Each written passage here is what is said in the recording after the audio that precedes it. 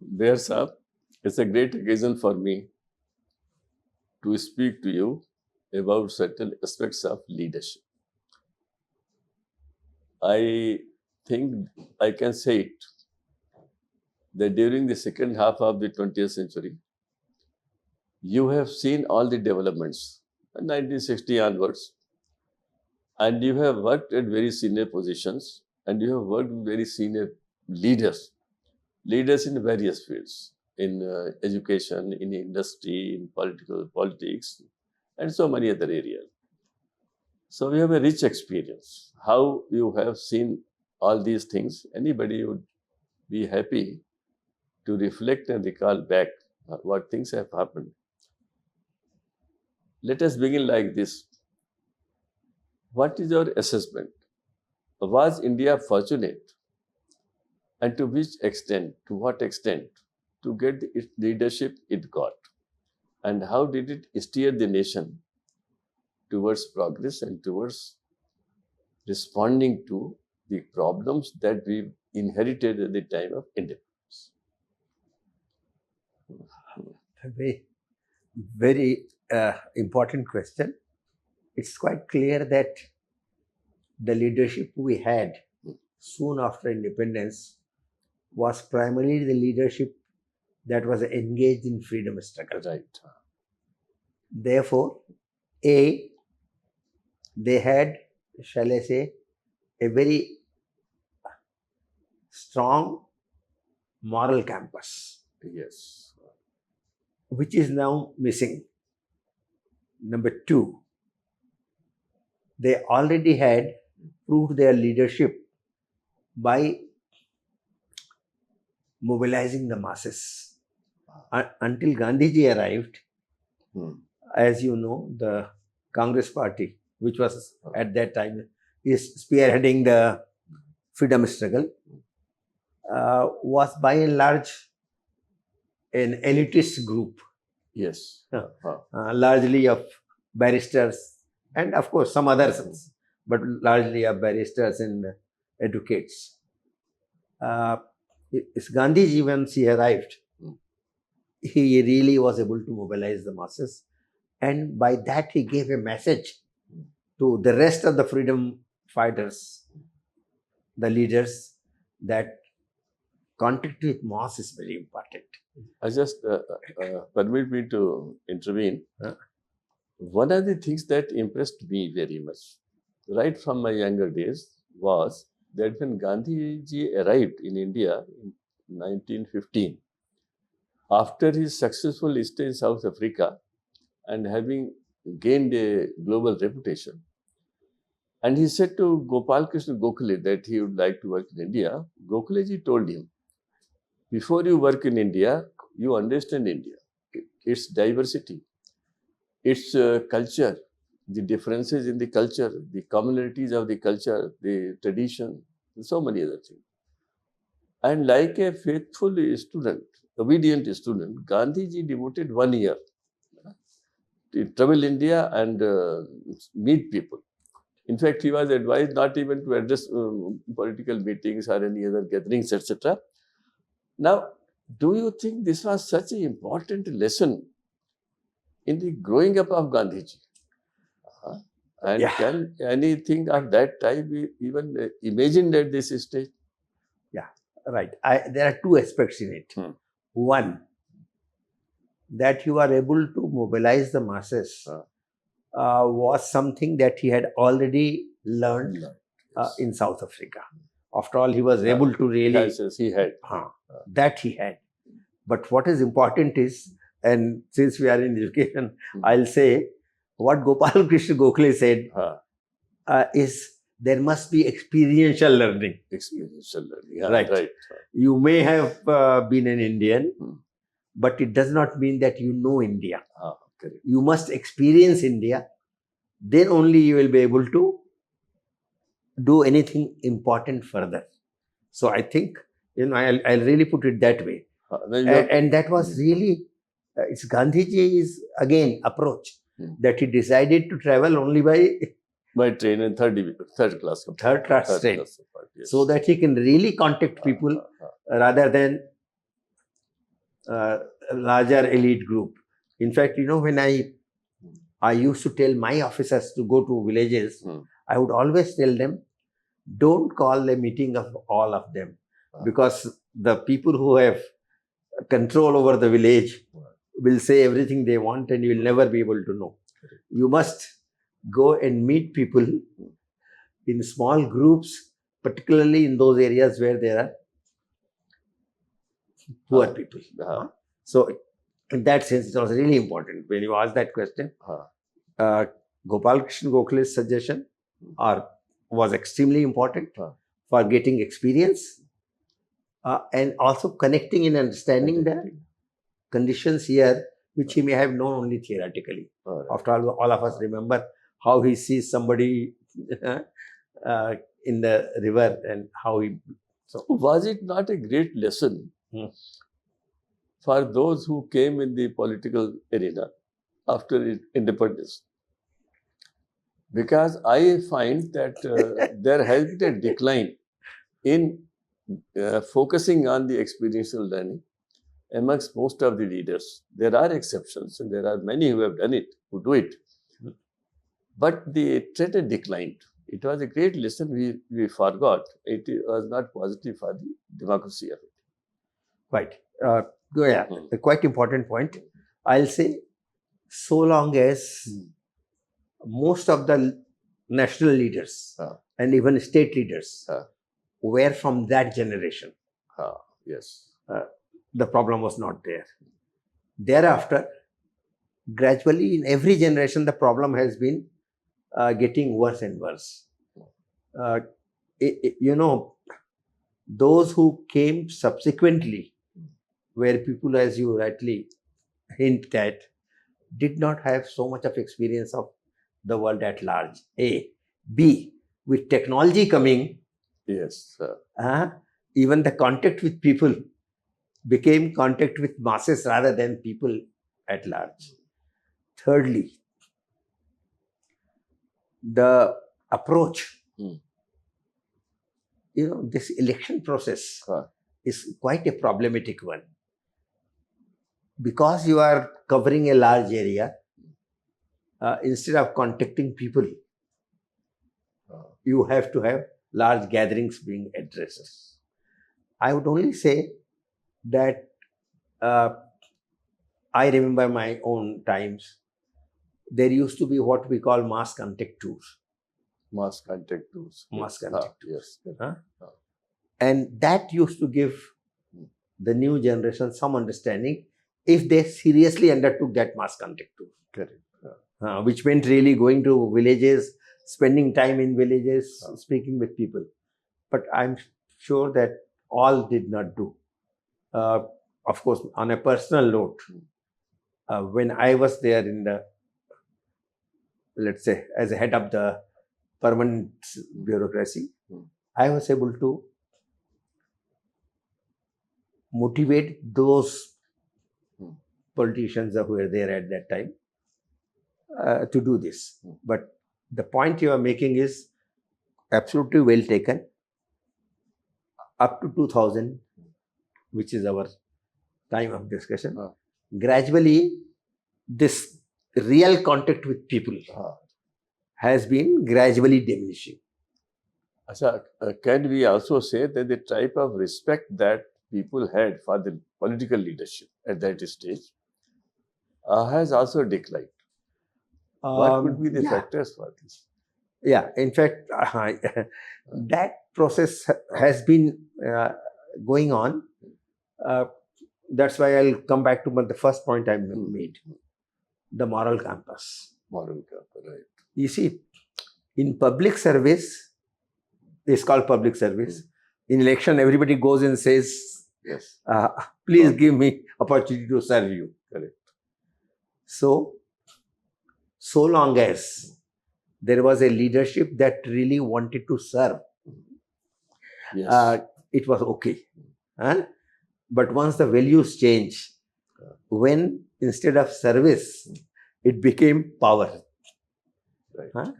And power also for the use of, interestingly, I have been analyzing and I'm very, very upset about it.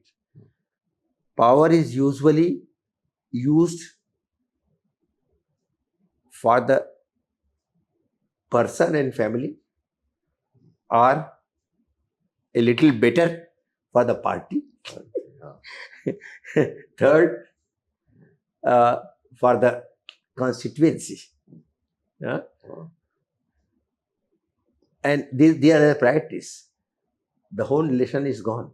I remember the minister in my early days whose constituency was suffering and required, he was a minister of PWD. And there was a river which needed really a bridge. And when people complained, saying, you are the PWD minister and yet it has not been constructed. He said, what do you think? I am minister of PWD for my area or a minister of PWD for the whole state?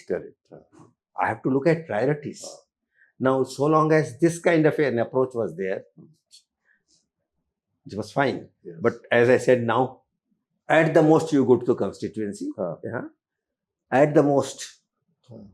At the most is. Right. And even within the constituency, what is decided is by the power brokers that once Rajiv Gandhi talked about, although he was unable to do anything about it. But he did say, he spoke about it. Correct.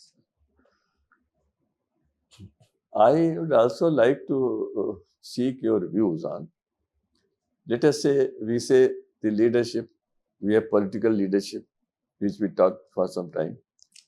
What about academic leadership? What about the leadership in the scientific areas that we had in 50s? Because we established certain institutions in 5th and 6th decades, which have brought great name and fame to this country. And we are all proud of them. Correct. We know which are these institutions. How do we see the institutional leadership, the academic leadership, the bureaucratic leadership?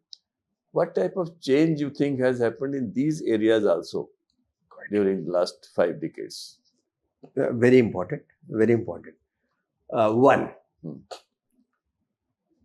those days, the talented people in every area were a few and could be spotted. Correct. B, as I said, because of the fervor of the freedom struggle, there was a real desire to serve the people, do something for the nation rather than for self. Yes.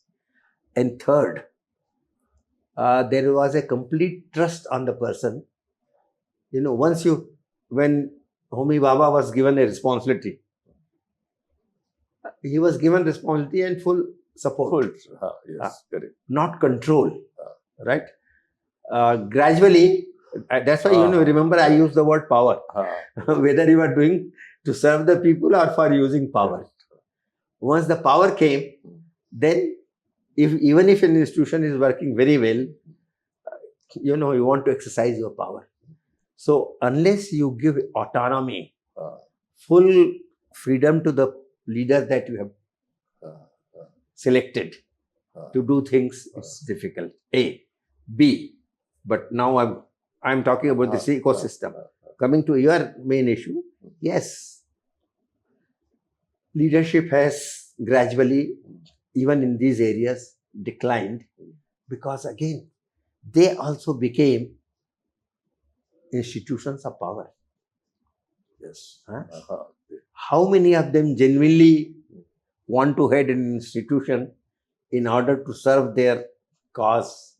And how many of them want an important position? So, you see, we'll notice, all of us will see regularly, the erosion of values. It's not confined to one area.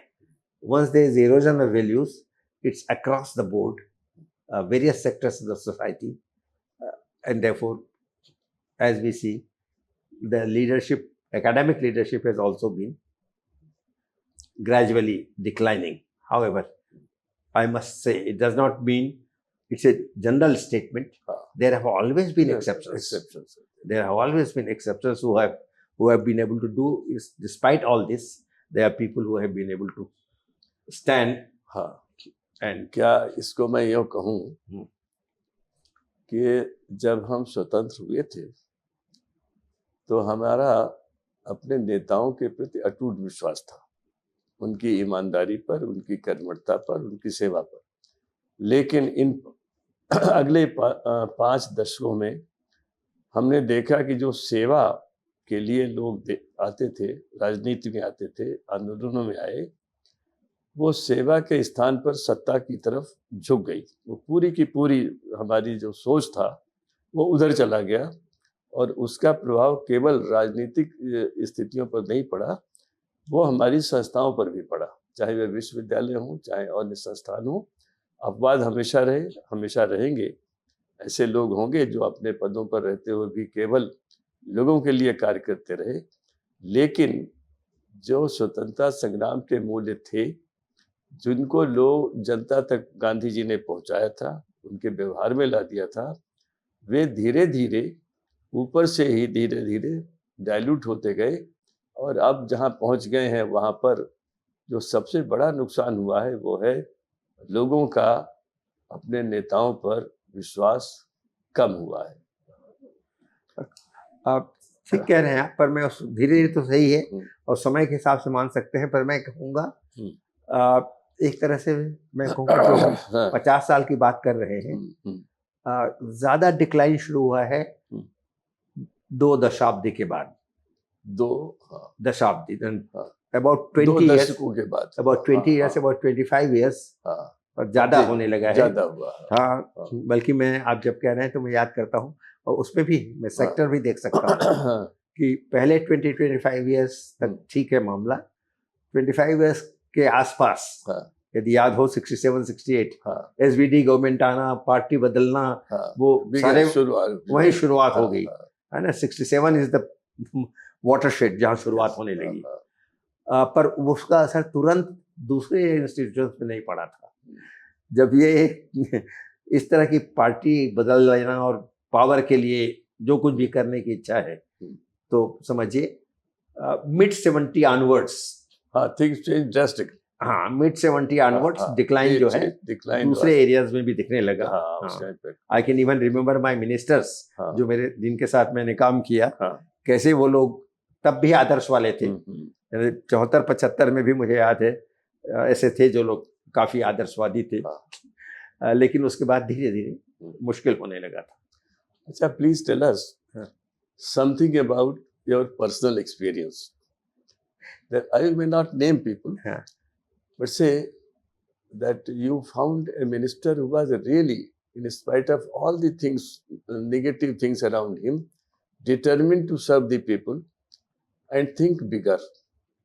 You might also have met ministers or other persons of that stature who were not at all interested in the public welfare, but in their own welfare. Because when you were telling that these days it is myself, my family, then my people, then maybe my party,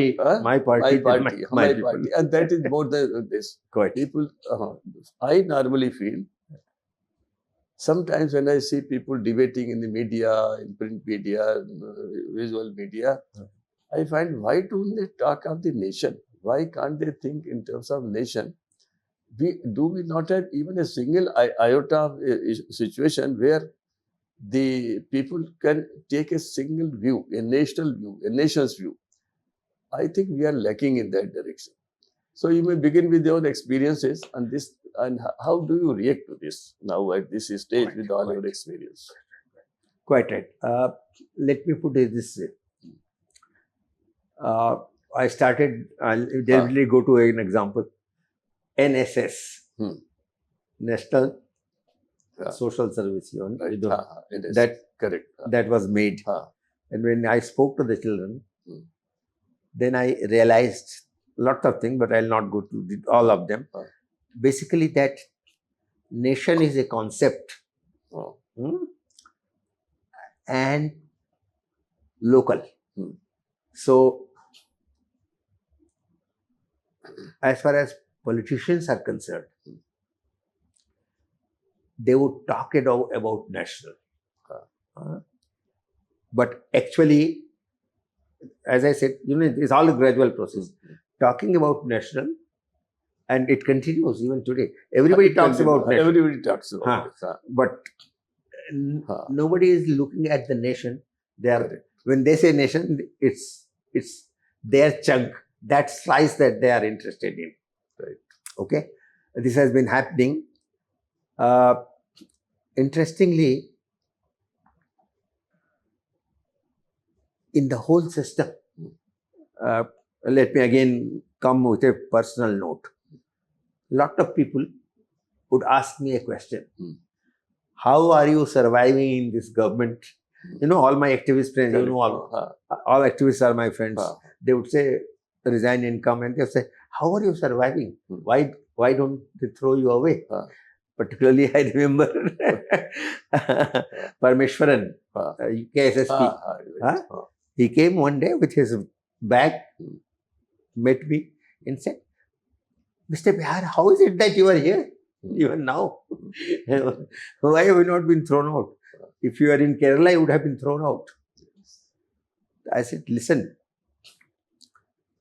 government cannot afford to say that they don't want right things, ideal things. They have. So their declared agenda, I use the two words, their declared agenda or professed agenda is one, their real agenda is different. Yes. And what I do is, I try to pursue their declared agenda. Therefore, they cannot find any fault with me. At the most, what they will do is, if their declared agenda is adverse to their vested interest, they would shift me away. But what they don't know is, wherever I go, I'll do the same. Because it is what you have declared. I'm not doing anything of my own. So the point I'm now making is, this gap between profess, declaration, and doing that has been increasing. Yes. Earlier, whatever you were saying, you're genuine in your belief, you may try it. Maybe in implementation, you would not be able to succeed to the extent you had promised. But subsequently, even when you are making the promise, you know that you don't want to fulfill the promise. It's only in order to, and that is why, that's why you are questioned. That is why the trust has been declining. The question you repeatedly asked. I would like to add a bit. Okay. You have personally experienced this. There is a professed agenda and there is a declared agenda. Correct. Agenda for public consumption. Correct. And there is an agenda for their own consumption and for the consumption of the party. Correct. So this is bound to happen because the next election is always on their mind. This is, but not necessarily. But one thing I would like to add, what you are saying is now being said by practically every voter. He says that जो कह रहे हैं वो नहीं करेंगे. Whatever they are saying, people don't trust. So it is the trust deficit that has increased enormously, and that is what you have personally experienced, and that is how your friends in the NGO circle, like those who were genuinely interested in serving people, they used to ask you, well, how are you able to survive? There are instances even now that people are transferred, shifted, and shifted, and shifted, and shifted. It demoralizes systems, but it continues. Quite. Very important. There are two things. Let's understand this. One, this is a worldwide trend. Worldwide. Correct. Now you notice Trump was allowed to come in as president only on the ground that he is not a professional politician. Yes. Now that he has become a professional politician, I don't know what will happen to him now. In many countries, you can see they have been now saying, we don't trust the professional politician. We will rather bring somebody from. In Bangladesh, you notice, with all that happened, yes, correct. All of them said, let's have the noble laureate rather than a politician. So this one. But second, there is another reason behind that.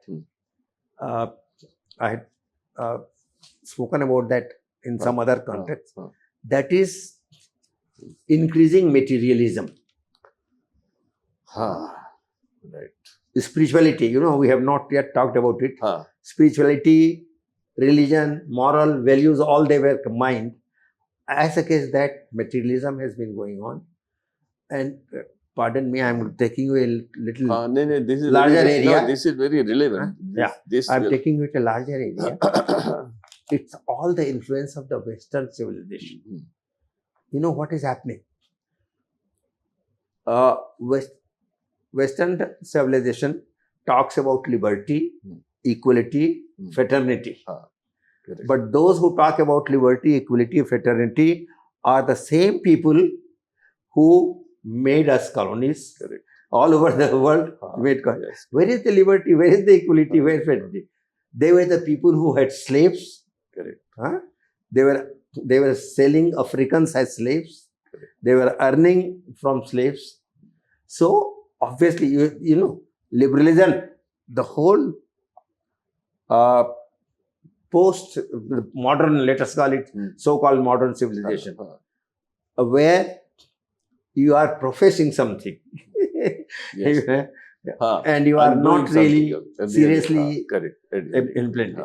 So it's a part of that. Unfortunately for us, so long as India was not completely into this,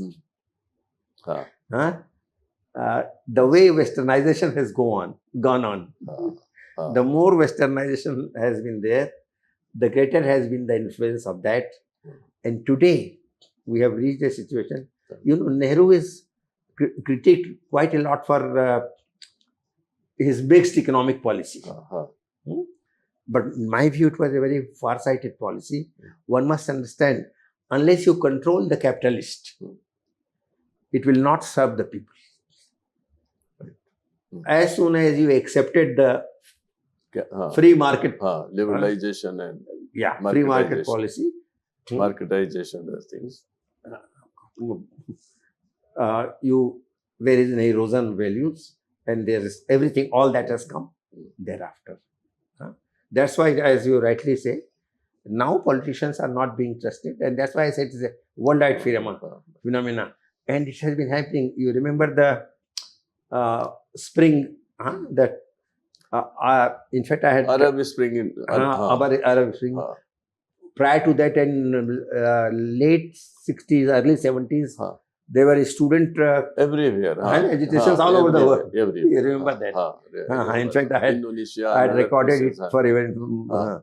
So that these are the symptoms. Correct. They clearly indicate that was one time when there was erosion. Sometime, next time, it's further eroded, and gradually this has happened everywhere. So it's basically the nexus between the rich people and the powerful people. Both of them have combined. Harvard Institute has made a study of, this is about 10 years ago that they made this study, for the 20 years before that. Correct. And that study indicated that in United States of America, all policy decisions taken were at the instance of and in the interest of the powerful lobby. Powerful lobbies, yes. So, you know, one can immediately see.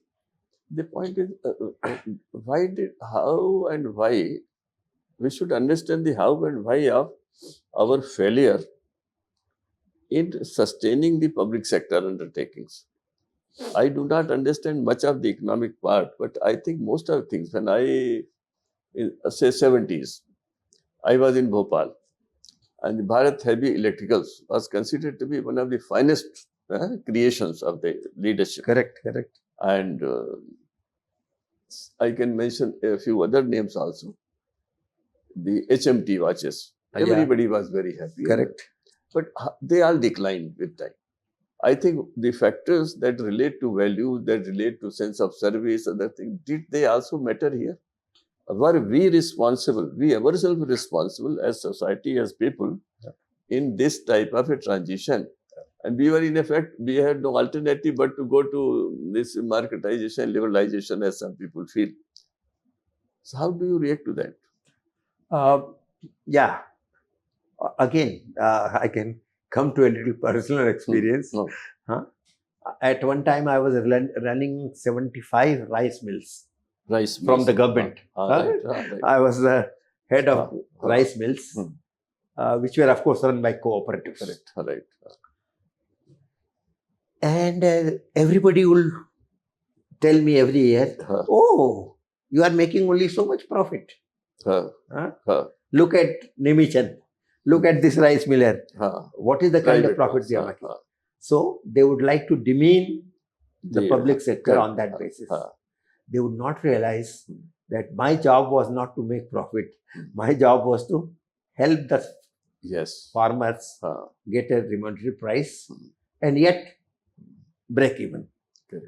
So in a way, I'm going back to the point you're making. So long as public sector was there without large competitive establishments, that means private establishments, it was quite fine. But once you brought private institutions, then there was a comparison between private institution and public and them. Correct. And there you can immediately see there are both reasons. One, private institutions would play games in order to demean them, and B, really as compared to them, they would not be able to show much profit because they are public sector units. Correct. Their orientation is toward public sector. So both these reasons have gradually, and in fact, I'm at least personally very unhappy that we are giving away the public sector. They have a role to perform even now, because the public sector, existence of public sector makes them understand that there is an alternative. The private sector understands that there is an alternative which can help the government to do what they want, although we do not cooperate enough. So, right. Achha, let us see like this.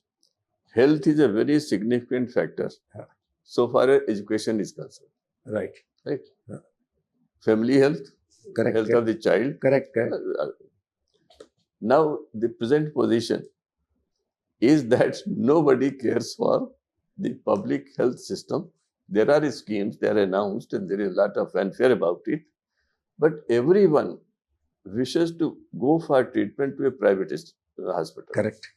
And they have their own norms of profit and standards. Same thing happened in education. The government schools declined gradually. Correct. And everybody now, the fondest hope of a father or a mother or parents is to put their child in this. Only those who have no alternative, only they are left for. I have always said that these two things, a nation has to prioritize. The nation should have prioritized at the cost of even other important significant factors. We have not done.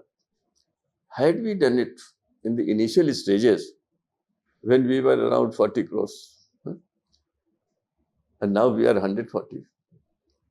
If we had started some practices, some schemes, some plans, perhaps we would have been in a much better position, but we couldn't do it.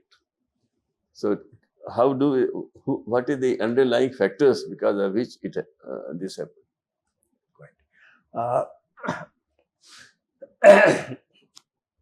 Let's understand. Health and education, really they are important. I always believe that health should be completely in the public sector and freely available. Correct. Education should be completely in public sector and freely available to everybody. When I became Education Secretary in 78, that's a largest state in the country, Madhya Pradesh, there were no real private schools. Right. All private schools were being given grant. Yes, there were no real private all schools. Getting grant, and therefore all according to what we wanted. We could control all of them. The change has come only little later. Yes.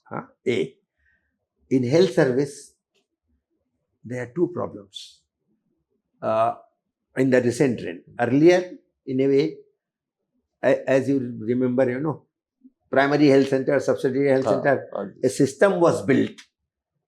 But as you rightly put, in such a large country, the system was quite inadequate. Even today it is very inadequate. Even today it is very inadequate. But as far as education is concerned, I've been thinking in terms of our policies, which we may discuss later, but right now, in this context, as a votary of elementary education,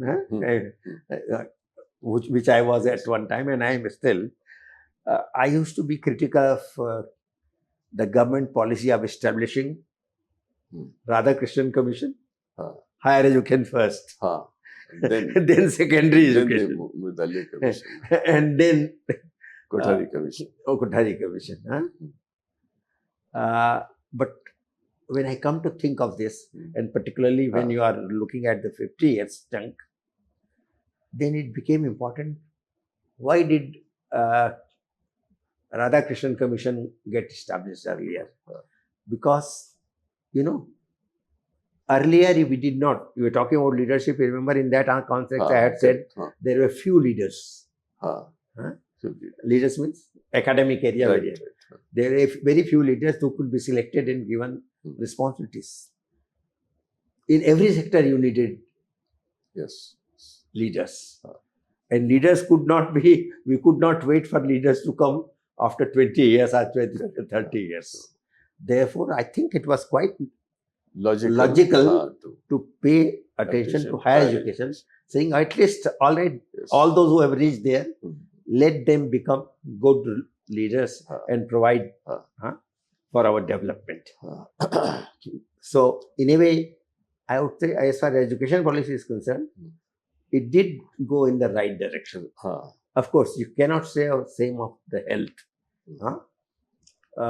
except that probably a large number of medical colleges ought to have been established along with the primary health center. That was not done. I think that probably was a problematic point. But since you talked about these two, I'll also mention third thing that is very important, and that is support to the people who cannot, any nation. There are four things that should happen. Complete health, taken by the government. Complete education, taken care of by the Third, total support to the vulnerable group that cannot earn. Cannot earn. And fourth, providing livelihood to everybody who can work. Opportunity to work. Who can work must get livelihood. I am using the word providing livelihood to everybody that can work. In fact, what I said, fourth should be put third, and that should be remaining. This PMRY, whatever it was, Rozgar Yojana, Gramin Rozgar Yojana, Urban Rozgar Yojana, all that. There I say, why it's only for 100 days. Instead of giving what the Prime Minister rightly said, freebies at one time. You remember? He talked about freebies. Instead of giving freebies to everybody, and not give work to everybody. Why don't you say that we'll give you work for 365 days? Yes. Both in the rural and urban areas. Come and work any day that you want. But no freebies, except to those category who are not able to earn, who are old, who are disabled. Right? So, in a way, public policy, you had raised that issue about election coming. Public policy is getting distorted also because of the electioneering. And what can be an alternative system? In fact, I have devoted a lot of time on alternative polity and alternative system of governance, but we'll come to that later.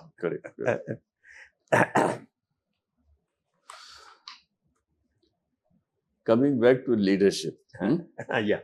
would you like to talk about those 50 years, Yeah. the individual leaders, what were their positive characteristics?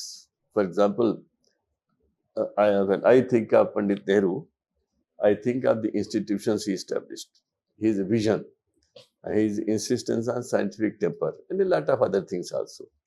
Similarly, I would like to listen to you on Pandit Nehru, then other of the prime ministers who came, how they contributed to the overall development of the country. Okay. And finally we come to Atal Bihari Vajpayee, because I am focusing on him. Right. Because he led the India Correct. in the millennium transition. Right. Yeah. Nehru was charismatic. Nehru was Yes. people's prime minister. I remember him going all over without any Security. any security. at all. As a student of Allahabad University, Yeah. we used to go near him. Correct. There is hardly one or two police people around. Correct. There is nobody else. Nothing. Right. Everybody Absolutely, felt. yeah. And that's continued for so many years. My wife was in the IIPA as a child, and she says Nehru used to come there almost every third month because of he was the president, President. and she would get a rose from him every time he was there. So you're right. So that's one. That was. When Indira Gandhi, Lal Bahadur Shastri period Yes. was very brief, and yet I will remember him for his drawing attention of the nation to the agriculture sectors. Yes. For farmers. Of course, the situation there was such. I remember that was the time when there were starvation, droughts all over, Yes. and we are very inadequate in our own agriculture production. But his major contribution within a short period was that he said, no, agriculture is more important. Farming is something that requires greater Just attention. 1 minute without disturbing your chain of thoughts. One thing that I remember, when he made an appeal, miss a meal, the whole nation, without one person dissenting, no question of people in power or in a position, everybody responded so enthusiastically that I still try to find out, is there any other example of this nature? I find none. Quite right. That is good. You have said, I would have probably said that too. I was collector of Seor those days, and we used to miss a meal. Every Monday evening we would not eat. So again, this shows the ability of the leader to inspire people. And this could be done because you know about his honesty. Because you know that what he is saying is something really from the heart. It's not for winning election. It is exactly. It is not for that is a that it's coming from here. Which summarizes So long as it comes from here, one is willing to. Right. I totally agree with you. Indira Gandhi, everybody remembers our emergency, but Indira Gandhi was doing 3 different things. One is she was doing something important, was what we call financial inclusion. Yes, right. She was taking the necessary steps for financial inclusion by nationalizing the banks, by doing several steps of that kind. If you all recollect, in Morarji Desai, who was the finance minister, had to resign because he was a rightist economist. So this is something she was doing well.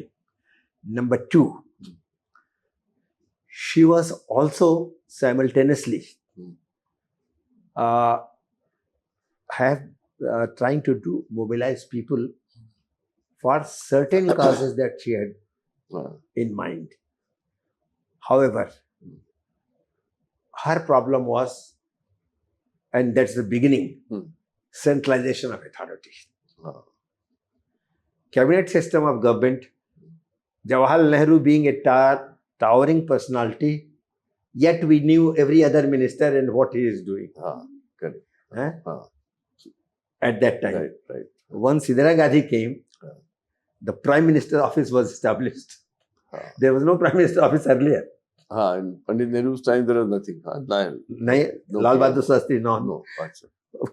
When Indira Gandhi came, of course, he had to fight a battle within her own party. That may be the reason. But in any case, how gradually there was a centralization of power started with Indira Gandhi.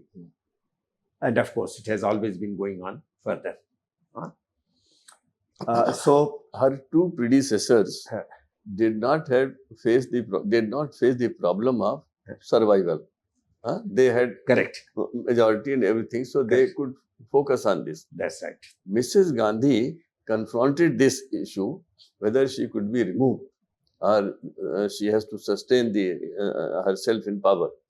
And then I think many things started changing. Correct. Centralization was one of them. Correct. Quite right. Good.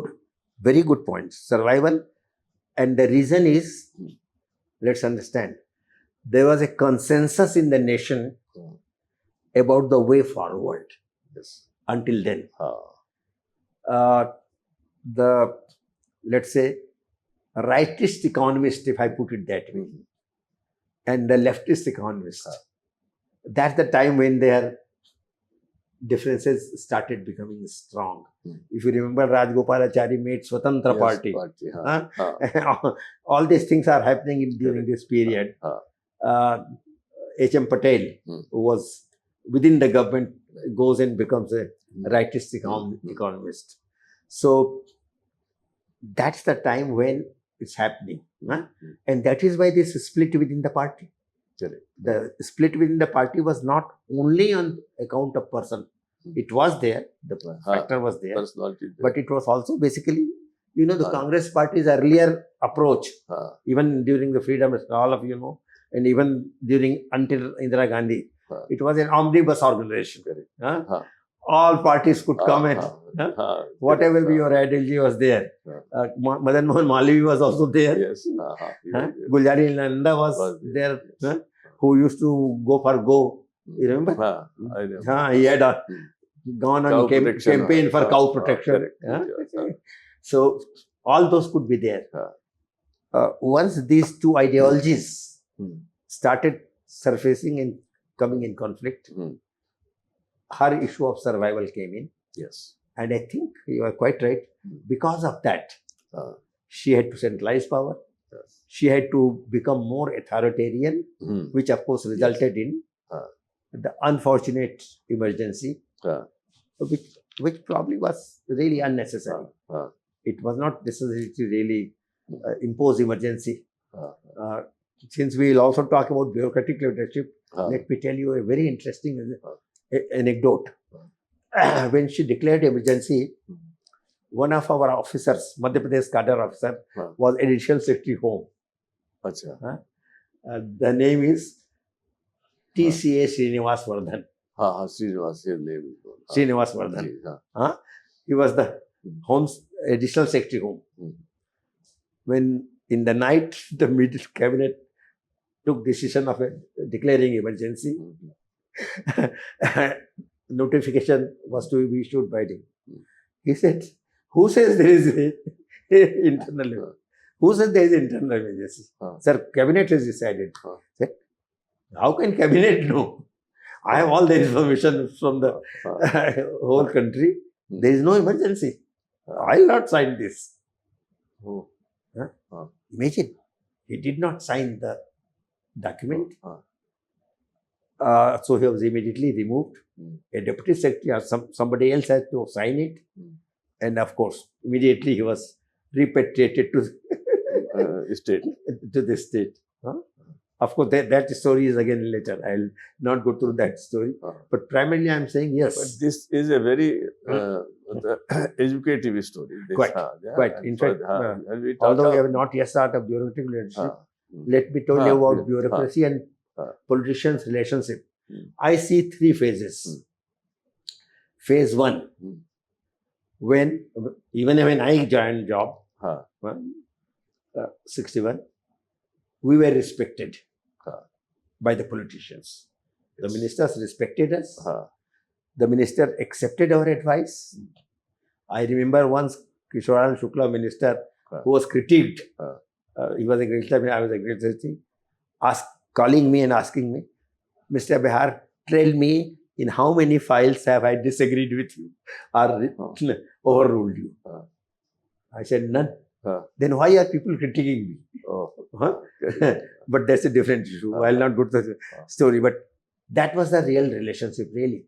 Until, as I told you, until about mid-70s.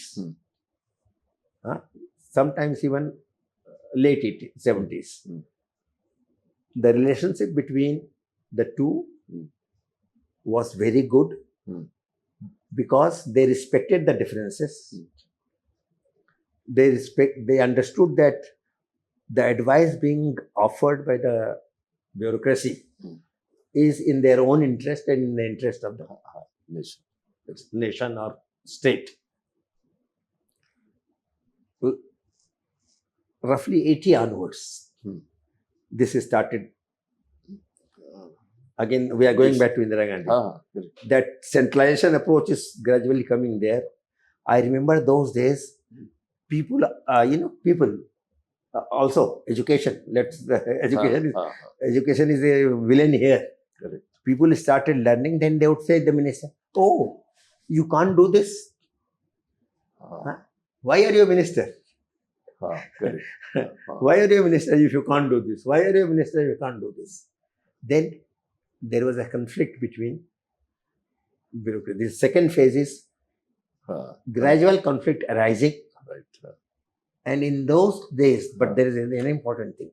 When there's gradual conflict arising, I would say at least 70% would stand on their ground, the bureaucrats, saying, if you want to overrule me, but I will. Say this. That's the opinion I am giving, and I advise, please don't do this. I'll write twice or thrice. So this is what is happening in 80s. Gradually, the percentage of such people started declining. Yes. And then a stage came where only a small percentage would stand up against the bureaucracy and against the politician who are self-interested, who are doing things against the values and norms. And third is rather dangerous. Third state is where very few people are really standing up. Most of them, some of them are really hand in glove with them, taking advantage. Some are there who are saying, all right, neutral. I am not taking any advantage of this situation, yet I'll not resist. I'll remain neutral. And there are very few who are now. So this is one of the, I can say, setbacks to democracy that has happened during these 5 decades. Correct. Again, because I agree with you. I believe that permanent democracy is one of check and balance. Within the executive, the first check and balance should be the permanent bureaucracy and political. Both of them should check each other. This check and balance theory of Montesquieu was operating until this time. I have a layman's statement which often has been coming to my mind. Having spent 5 years in bureaucracy also. I know. That if the bureaucrat at a senior level, say secretary to the government at the state level, or the joint secretary to the government of India, is firm, no incorrect decision can be taken. Because if he has the guts, well, things will happen. As you have mentioned the case of TCS Vardhan. They will happen. But the respect for the bureaucratic leadership will remain. In the people will get enhanced like anything. Correct. And I think this is something which is necessary, which has to be encouraged and inspired. How can this be done? Quite right. Quite right. You are really hitting the nail on its head. I am shocked these days to see in the newspaper, police station has been attacked. Sub-inspector has been. Yes. SDM has been. I am shocked. The mining mafia. Huh? They crush. Yes. They use a truck and crush a police officer. And not once. Such news all over. Every day. Every day. What is happening? Same thing. Just as your trust for the politician had gone away, similarly, your trust for the bureaucracy also is gradually going, because they find that either you are in league with the political bosses, or at least not neutralizing. You're quite right. In fact, I recollect again our times when we would say,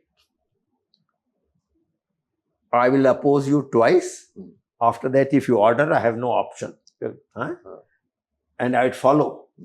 But that is why, at least I and many people like me were also in favor of right to information. Correct. Saying that at some point of time, one can always get the file and find that despite my opposition, in fact, when I was chief secretary, many people say, Sir, आपके रहते ऐसा हो गया. I said, yes, all right. I'm not almighty. I can't do anything. Correct. And I won't say anything also. I won't say that I had opposed it, because it's not fair for me to say.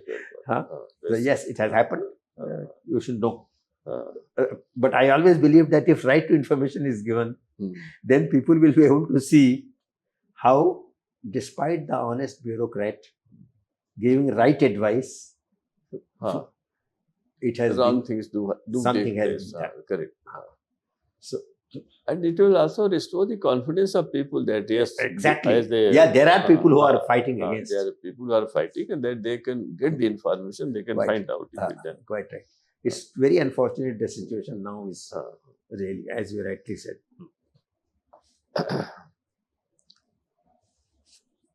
Let us talk about the next after Indira Gandhi. After Indira Gandhi. After Indira Gandhi, I think there has been, shall I say, short term, large number of them. Rajiv Gandhi came. I'll mention Rajiv Gandhi because he was really for a whole term. Yes, he was. After that, only Atul Bihari Vajpayee got one full term. Narsim Rao also. Narsim Rao. Correct. So there are three. Rajiv Gandhi, Narsim Rao, and then Vajpayee. Okay. On Rajiv Gandhi, I'll say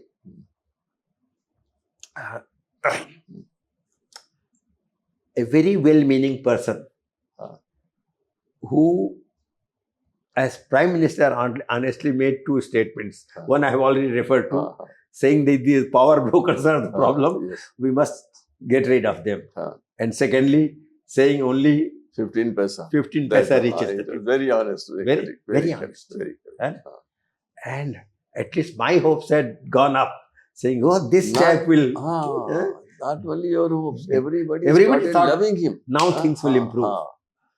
Sir, one more sentence. Everybody started loving him when he became Prime Minister after elections. And everybody thought that for the next 20 years, India has found a Prime Minister. Correct. But there were three things that happened. The death, of course, is another one. The three things that happened during that period. One is that he was inexperienced in administration. Yes. After all, he was only a pilot until then. So he depended upon people, a coterie that he knew. And they were not really too trustworthy. They also didn't have much of experience in administration, but they also had agenda other than they developed their own agenda. They developed their own agenda. Correct. So that one issue. Inexperience. Number two, he did not know how despite all this, his idealism can be brought into practice, implementation. Then because of that inexperience, he did not know how to do it, how to struggle for it, how to continue that. Correct. Indira Gandhi at least had that done earlier. She was able to move forward what she wanted, whether right or wrong, by fighting within the party. He was not able to do that. And thirdly,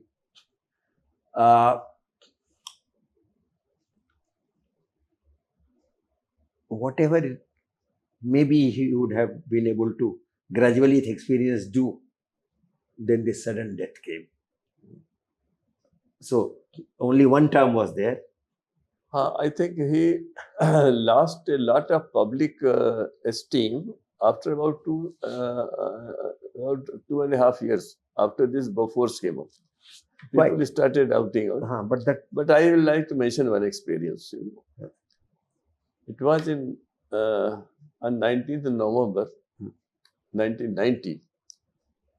I was chairman of the Balwan Society of India. And we invited him. He was leader of opposition those days. Prime Minister Chandrasekhar had come there on 14th November. And on 19th November, they used to celebrate Indira Gandhi's birthday. So he was invited. Right. And I spent 2.5 hours with him. When I went home, I told my wife, this person has grown up and he is bound to come back. Because in those 2.5 hours, he showed so much of maturity, so much of understanding, so much of civility that I was deeply impressed. And I saw him so happy. I asked him to sit in the toy train. And he agreed.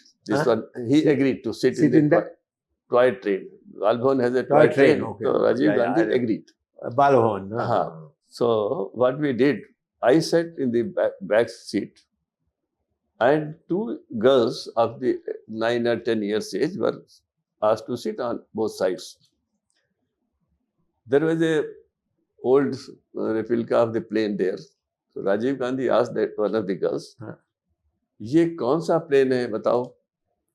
The girl said, "Oh, you are a pilot and you don't know." And that laughter, for minutes together, he was laughing and he laughed and laughed. And when after 2 hours or so he was leaving, I said, there are some children who are handicapped, but they are sitting there. If you could spend a few minutes with them, they would remember it for life. He said, no, we go there. And with every of the handicapped child, now we call them differently abled. Right. He spent times, and his person who was accompanied him was insisting that he leaves. But he said, all of them were so happy. 2.5 hours. He has grown up. I think he has learned what you mentioned in the beginning. In experience, the person has overcome. And it was really sad that he did not survive. So that is one thing he did. Right. Good. Very good. In a way, I'll go back to your final issue that you had made.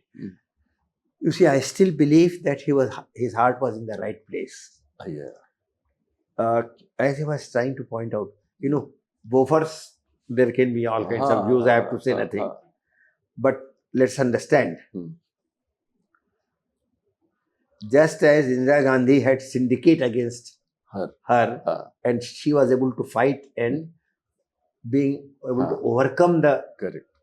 Similarly, he has within his party, right? Those who were taking advantage of Bofors, true or false. And he did not have that skill, political skill, to be able to muster enough support and even understand the game and be able to overcome that. I wish, as you rightly said, we had good. That was really a feeling. A good Prime Minister has arrived. Yes, so he is young, might be able to take the... in fact, because you are saying, I can imagine, I wish he had really continued.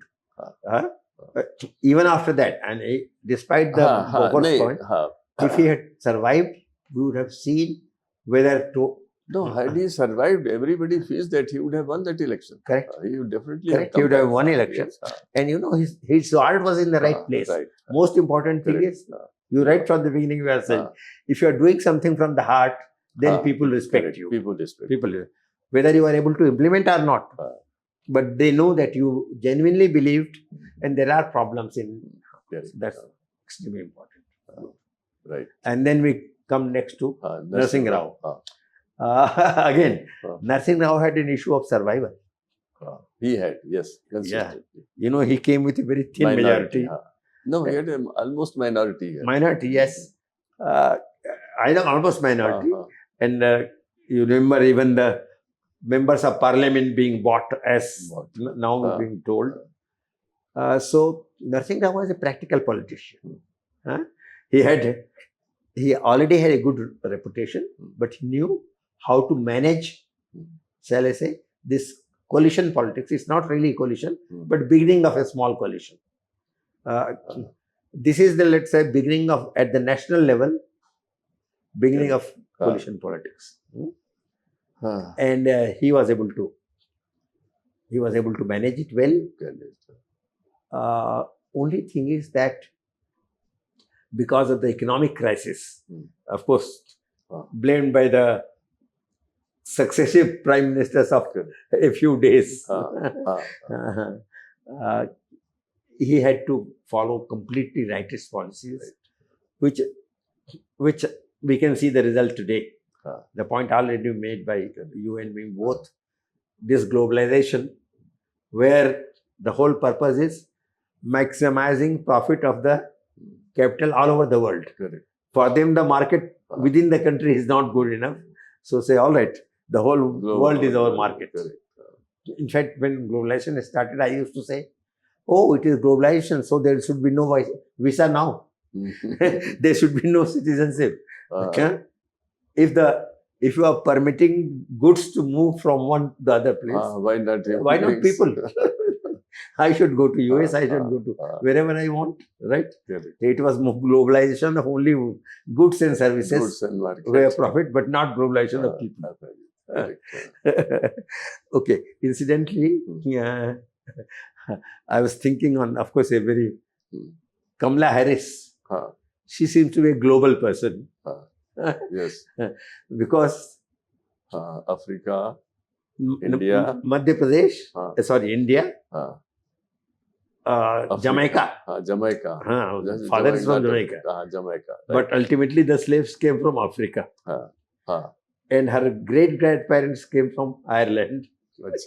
Harris, great grandfather was a Harris, Harris who was the slave owner. He was slave. And that's how he had, let's say, exploited the woman there. Okay. So coming back to our issue about Narsingh Rao. Narsingh Rao brought globalization, and in a way it is again a further line drawn where capital became important. This nexus of state and capital. Power of money and power of it took strength of the state. That nexus started from there. It was gradual, but gradually it has been going on. What is called crony capitalism. Right. Gradually it came to the issue of crony capitalism, and that one has. And that's happening most other countries like India. That one is okay. But Narsingh Rao, otherwise, I don't think had anything great undertaken, because he was indecisive. After all, the Babri Masjid incident, he cannot be absolved of the responsibility. In his days, it used to be said in various places that one of the strategies he adopted to solve the problems was to let it pend. Someday it will die down. This was one of the approaches. Don't take any decision this way or that way. Go like this. Right. But that one incident, that when he nominated Atal Bihari Vajpayee the then leader of opposition, to go to the Human Rights Conference. Oh, yeah. I think that is one. That's sure, undoubtedly. That to shows. go to the United Nations. Because I often reflect upon it when I see the relationship between the people in power and those in opposition. I wish some thing would have continued. That might have made a big impact, and that is one of the significant leadership qualities that Narasimha Rao has. Sure. So next we come to Atal Bihari. Atal Bihari Vajpayee. Interesting, very interesting. Huh? All of us know that Atal Bihari Vajpayee, right from the beginning, was from Jansangh, then called Jansangh. And yet, Prime Minister Nehru had spotted him, saying that he'll become a Prime Minister. Imagine, that's very interesting. A great sign of a real democracy. That's it. That was that statement shall always be remembered by people like me and many others. Correct. That here was a Prime Minister who liked a young man who criticized him vehemently. He spoke so vociferously in the Parliament that anybody would have said, how this fellow can criticize me? But he said this has the potential. Identifying the potential, I think, was very Yeah, that's it. Yes. Being able to see his capability, both of thinking, of articulation, and again, from the heart. That's it. That's interesting. That's interesting. His heart was in the right place. So he was able to do that. Because you are talking about democracy, let me also tell you, during that period, he would make sure that many of the critics of the, stalwarts in the opposition are able to come, either not have a candidate against them from Congress party, or keep a weak candidate so that they must reach there. But third, I don't know, you may know the story about his Modern Review. You know, Modern Review was a Calcutta-based magazine. I have seen. Pre-independence, when he was president of Congress, 1 term, 2 term, then they wanted another term. Then in the Modern Review, and 3 articles appeared one after the other against Nehru, saying he should not be made president again. He is very impulsive, he gets annoyed, blah, blah, blah, all kinds of things. And he said, look, this is there. I don't want to know. It was in that contest. And much later it was found that all these 3 articles were written by him. Nehru, Nehru himself. Right. Yes, he had written it and published it anonymously. So he did believe in democracy, undoubtedly. Because you mentioned that point, I'm giving it further support. So we now come to Narasimha Rao. Narasimha Rao, otherwise, I think, is only something who maintained things, except these 2 major incidents of, let us say, globalization and he was able to. But the point that you make about Vajpayee, that his heart was at the right place. Correct. And that's why I come to and he maintained that democratic principle that when he became the foreign minister and the portrait of Nehru was removed from the... I know. So correct, go ahead. He got it he brought replaced. It right. In fact, his tribute to Nehru when he died, you may have read it, so eloquent. It must be read. I have read it. It must be read. In fact, in your, what you are going to write, you must quote that. Atal Bihari Vajpayee is speaking so well on Nehru. I think even his ardent supporters would not be able to speak that well, because he was a real orator. And he had command over his Hindi language. Yes, he spoke in Hindi. His command over the language, his ideas. So that's really the most remarkable thing. So coming to Atal Bihari Vajpayee, we ignore his 2 short terms, correct. But we come to his 5-year term. 5-year term, yes. Most important thing that I would say is and that's quite important, that this 50 years, the larger consensus that was there, despite this left and right a little, was not disturbed. Not disturbed. He is in the line of, let's say, starting from Nehru to Vajpayee. Only disruption was on economic front by Narsingh Rao. Otherwise, the rest of it was continuing. Correct.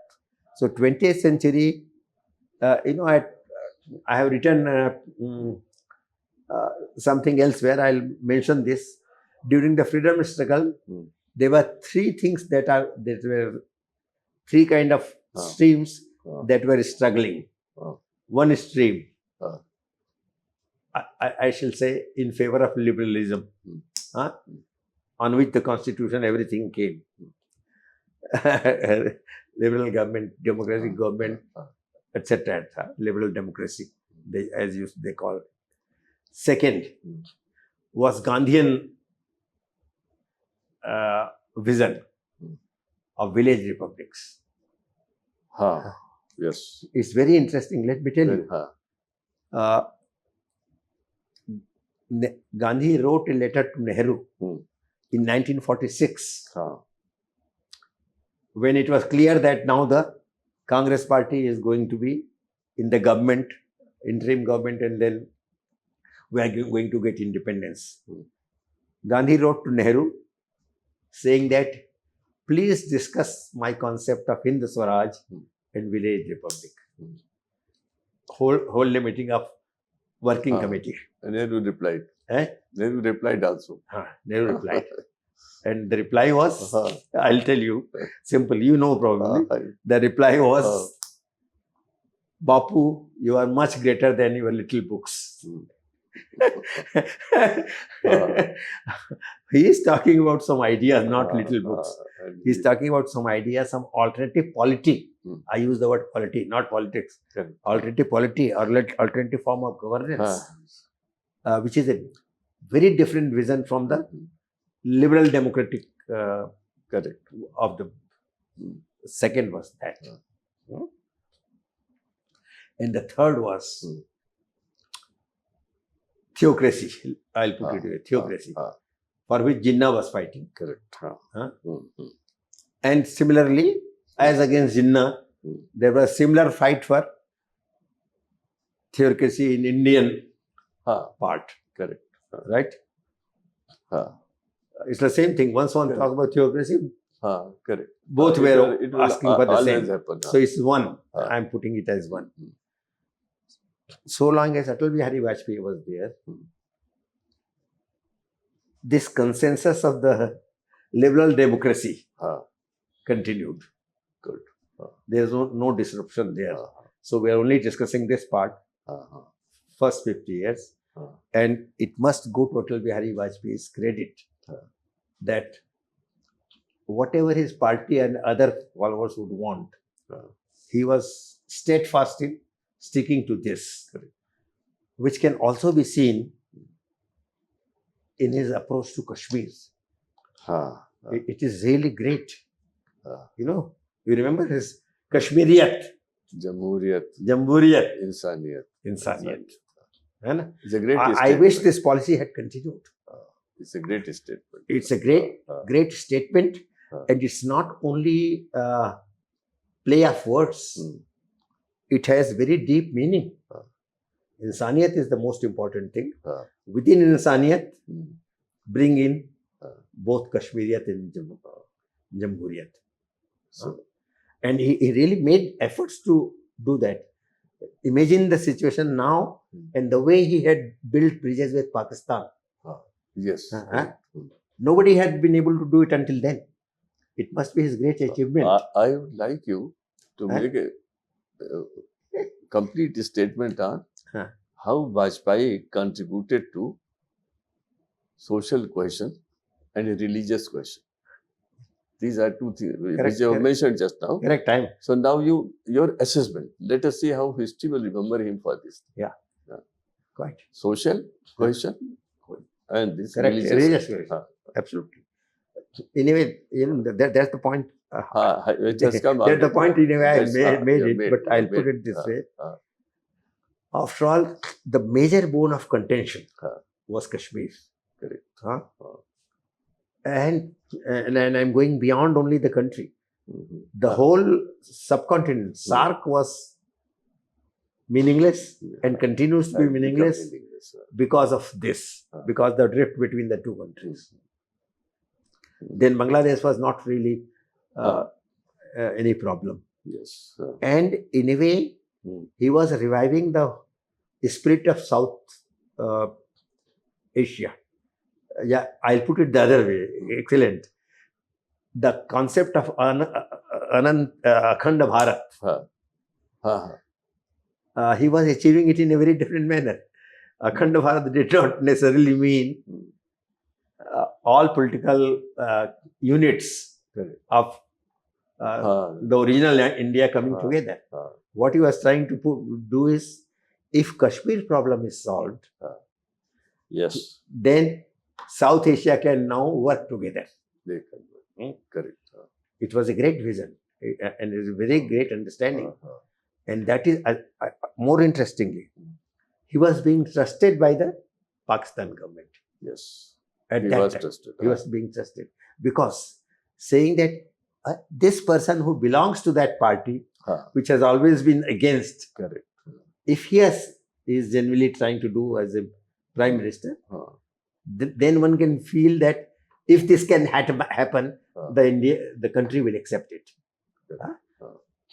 If Congress party had tried to do that, then maybe they would say, oh, the next government will change it. But if Vajpayee had said it, Vajpayee has that done was it. Durability is there. That's why it really went on seriously for some time. And in any case, he went in the train and did everything possible to re-establish. Imagine from 1947 to today. Bus journey to Lahore was really. I'm saying from then even up to today, there was no point of time in which Pakistan-India relations were better than that time. Quite. So, in a way, the answer is about clear. Through that, he is talking about, when I say insaniyat, he is talking about social cohesion as well as religious cohesion. Tackling the problem of Kashmir is also to an extent building bridges with, shall I say, the basic Islamic country, which has declared itself an Islamic country. So, although his period is in that sense brief, one tenure is not really good enough to be able to do, but he had initiated things that were positive. I wish he had been Golden Quadrilateral, for example. That was a great initiative. Right. People remember infrastructure, yes. Quite true. Quite true. He had, he's a person of vision. On what will be, I want to say something more important. He was essentially a poet. And poet is from emotion. Correct. His eloquence and his poet's heart. The mix-up too was really very impressive to everybody. He is again the person, I think, whom people trusted. People trusted. Irrespective of their religion, irrespective of their ideology, they trusted Atal Bihari Vajpayee not to do things that will bring conflicts within the country or even in this region. It is said that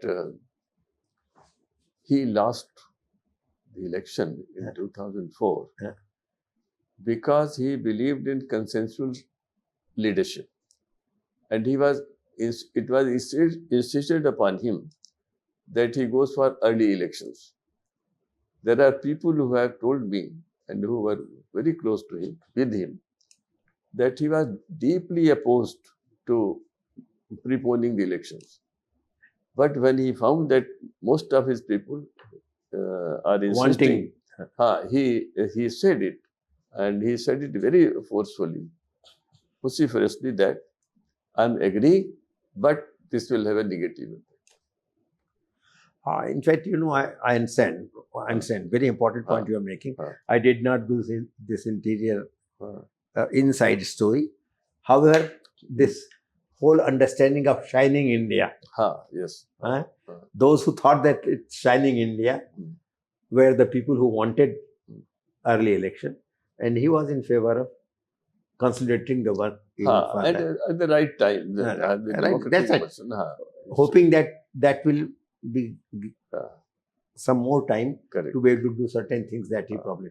Maybe if he had done that, the Kashmir issue could have gone ahead rather than Musharraf creating a problem that one doesn't know what would have happened. It's quite possible. I do not know anything about that. But because the question that you raised, social cohesion and regional cohesion, on that he made a significant contribution, and that he maintained the continuity of these three visions that I talked about.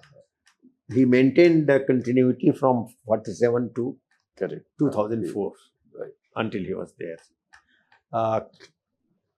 I'm still believing that it's because the poet's heart. A person who is for love, who is for togetherness, and which, as you rightly said, was spotted by, despite whatever be the political differences, spotted. Yeah, the person is genuine and can be trusted. In fact, when now that we trusted our word, when people talk about Nehru and Patel and this and that, Gandhi was one who knew that Nehru can be trusted and trusted to take all of them together. He could take Patel, he could take all kinds of people, all righteous leftists, all kinds of people were there, and he was